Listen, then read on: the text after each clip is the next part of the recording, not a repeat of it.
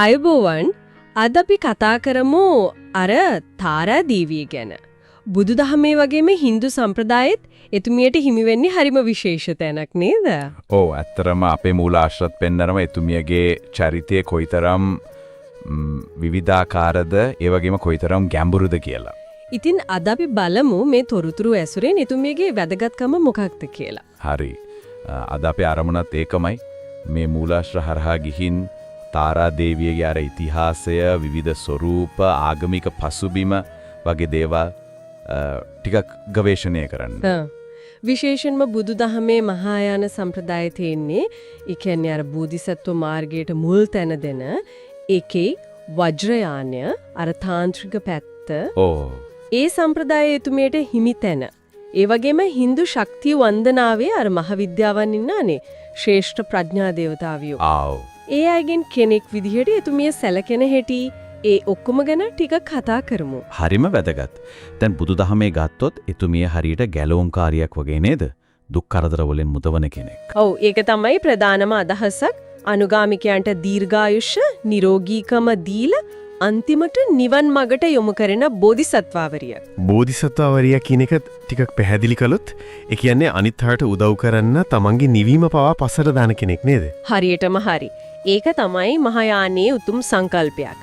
ඉතින් මහායානයේදී එතුමිය අර අවලෝකිතේශ්වර බෝධිසත්වයන් එක්ක හරිම සමීපයි.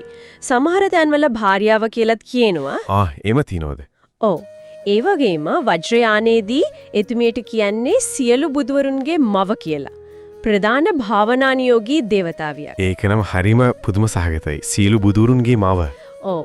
ඒ වගේම ටිබෙට් මූල කතා තියෙනවා හරිම රසවත්.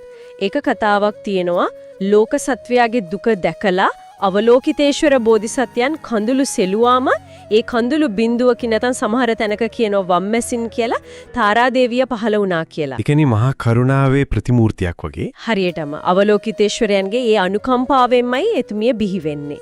ඒ කරුණාවේ ක්‍රියාකාරී ස්වරූපය තමයි එතුමිය. හයිම ලස්සන කතාවක්. තව ටිබෙට් කතාවක් තියෙනවා අර ටිබෙට් පාලක සොන්ග්ට්සෙන් ගම්පෝ රජතුමාගේ. ඔව්. චීන බිසව වෙන්චින් සහ නේපාල බිසව බ්‍රිකුටි දේමි ඒ දෙන්න පිළිවෙලින් ශ්වේත තාරා, ඒ කියන්නේ සුදු තාරා සහ හරිත තාරා, කොළපාට තාරාගේ අවතාර කියලා සැලකෙනවා. එහෙම සම්බන්ධයකුත් තියෙනවා. එතකොට එතුමියගේ ප්‍රතිමා ගැන කතා කළොත් කොහොමද සාමාන්‍ය නිරූපණය වෙන්නේ? සාමාන්‍යයෙන් ඉතින් තරුණ කාන්තාවක් විදිහට පద్මාසනයක ඉඳගෙන ඉන්නවා නැත්නම් හිටගෙන ඉන්නවා.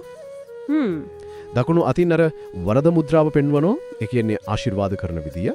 වම් අතින් විතර්ක මුද්‍රාව. ඒ කියන්නේ අර තර්ක කරනවා වගේ, උගන්වනවා වගේ. හරි. අර ඉගැන්වීමේ ස්වරූපයක්. ඔව්. අතේ නිලුම් මලකුත් තියෙන බොහෝ වෙලාවට. සමහර විට ඒක නිල්මානෙල් මලක් අර උට්පල කියන මලක් කියලාත් කියනවා. පාටවල් කියවත් කොළ පාටයි සුදු පාටයි කියව නේද? ඔව්. ප්‍රධාන වශයෙන්ම මේ දෙක තමයි හරිත තාරා සහ ශ්වේත තාරා.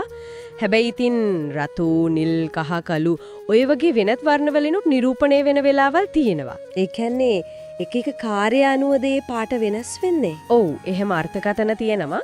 විශේෂයෙන් වැදගත් ස්වරූප කීපයක් තියෙනවා. එකක් තමයි අෂ්ටමහා බය තාරා. අෂ්ටමහා බය. ඒ කියන්නේ මහා බය 8ක් තියෙනවා.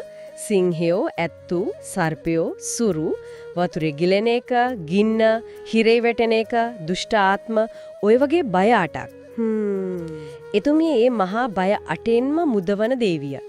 සාමාන්‍යයෙන් කොළ පාටින් හරි සුදු පාටින් හරි තමයි නිරූපණය කරන්නේ. බැතිමතුන්ව ආරක්ෂා කරන විදිහට. ඒක හරිම වැදගත් නේද ඒ කාලේ මිනිසුන්ට? අනිවාර්යෙන්ම. තව සමහර නිරූපණවල දේවිය වටේ පොඩි පොඩි තාරා රූප ගොඩක් දාලා තිනවා. ඒ එතුමියගේ අර සර්වව්‍යාප්ත බව හැමතැනම ඉන්නවා කියන එක පෙන්වන්න. තව ප්‍රධාන ස්වරූපයක් තමයි සප්තරෝචන තාරා. ඇස් 7ක් තියෙන තාරා. ඇස් 7ක් කොහෙද ඇස් තියෙන්නේ? නළලේ එකයි, අත්ල දෙකේ දෙකයි, යටිපතුල් දෙකේ දෙකයි. වව්. ඒකෙන් සංකේතවත් කරන්නේ එතුමියගේ අර සර්වදර්ශී බව, සියලු දකින ප්‍රඥාව. ඒක නම් ඇත්තටම බලවත් සංකේතයක්. මුල් කාලීන නිරූපණ ගැන මොනවද කියන්නේ තියෙන්නේ? මුල් කාලීන නිරූපණ අර කාන්හෙරි, නාලන්දා, ලෙන් වගේ තැන්වල එතන එතුමියව පෙන්නලා තියෙන අවලෝකිතේශ්වරයන්ගේ සහායිකාවක් විදිහට. ඒකෙනුත් පේනවා මේ වන්දනාවේ පරණ බව. ලංකාවෙත් තියෙනවා කිව්වා නේද? ඔව්. ශ්‍රී ලංකාවෙනුත් ක්‍රිස්තු වර්ෂ 800 වස් වලට අයිති ලෝකඩ ප්‍රතිමා හම්බ වෙලා තියෙනවා. ඒ කියන්නේ මේ වන්දනාවේ ඒ කාලෙත් ලංකාවට ඇවිල්ලා හොඳට පැතිරිලා තිබිලා තියෙනවා. හරිම පුළුල් ව්‍යාප්තියක්. එතකොට මේ දිග ඉතිහාසයත් එක්ක බලද්දි වෙනත් දේවතාවියන් එක්ක සැසඳීම් එහෙමත් තියෙනවද? ඔව් තියෙනවා. විශේෂයෙන්ම ලක්ෂ්මී දේවියක ප්‍රතිමා ශිල්පයේ සමානකම් දකින්න පුළුවන්. කොහමද? දෙන්නම සාමාන්‍යයෙන් ඉන්නේ පద్මාසන උඩ රාජකීය වස්ත්‍ර වලින් සැරසිලා ඉන්නවා. අර සශ්‍රීකත්වය සෞභාග්‍ය කියන කාරණා දෙන්නටම පොදුයිනේ. ඇත්ත. ඒ සම්බන්ධය තියෙනවා. එතකොට වන්දනාමාන කරන තැන් ගැන කිව්වොත් අදටත් තියෙනවද විශේෂ තැන්? ඔව් තියෙනවා. ටිබෙටේ ඩ්‍රෝල් මාලහකම් කියලා විහාරයක් තියෙනවා. ඒක තාරා දේවිය වෙනුවෙන්ම හදපු පැරණිම විහාරයක් විදිහටයි සැලකෙන්නේ. නේපාලයේ කාට්මණ්ඩු වල ඊතුම් බහ විහාර සංකීර්ණේ තාරානාණි කියලා මළුවක් තියෙනවා. එතන 14 වන සියවසට අයිති ශ්වේත තාරා ප්‍රතිමාවක් තැන්පත් කරලා තියෙනවා. අදටත් මිනිස්සු වන්දනා කරනවද මේ තැන්වල? අනිවාර්යෙන්ම.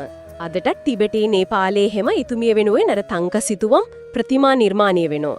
සමහර විශ්වාස තියෙනවා ඒවට කතා කරන්න පුළුවන් ප්‍රාතිහාර්ය පාන්න පුළුවන් කියලා. ඒ කියන්නේ මේ විශ්වාසයත් තාමත් හරිම සජීවී. ඔව් ඒක තමයි වැදගත්ම දේ. මේක අතීතයට විතරක් අයිති දෙයක් නෙවෙයි.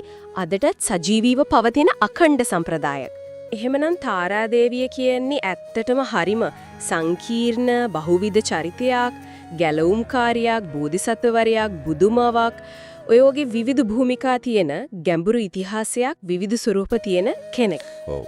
අවසාන වශයෙන් අපි හැමෝටම හිතන්න දෙයක් ඉතිරි කරන්න ඕන නම් ඇයි මේ සියවස් ගාණක් පුරා විවිධ සංස්කෘතින් හරහා තාරා දේවිය ගැන මේ තරම් නොමැකෙන ආකර්ෂණයක් මේ භක්තියක් තියෙන්නේ? ඒක හොඳ ප්‍රශ්නයක්. සමහර විදිහකට හේතුව වෙන්නේ නැති අර අපි හැමෝම මේ ලෞකික දුක් කරදර වලින් මිදිලා විමුක්තිය හොයාගෙන යන ගමනේදී බඩාපොරොත්තු වෙන ඒ කරුණාවන්ත රැකවරණය, ඒ මඟ පෙන්වීම. ඔව්. එතුමිය තුලින් ඒක පිළිමෙමු වෙන නිසා වෙන්නේ නැති. ඒක ටිකක් විශ්වීය මානව අවශ්‍යතාවයක් නේද? අර ලක්ෂ්මී දේවිය වගේ සෞභාග්‍ය දෙන කෙනෙක් එක්ක තියෙන සම්බන්ධය, අවලෝකිතේශ්වරයන් වගේ මහා කරුණාවේ ප්‍රතිමූර්තියක් එක්ක තියෙන සම්බන්ධය, ඒ හැම දෙයකින්ම ඒ ගැඹුරු අර්ථයම තවත් තහවුරු වෙනවා වගේ. ඇත්තටම හිතන්නට යමක්.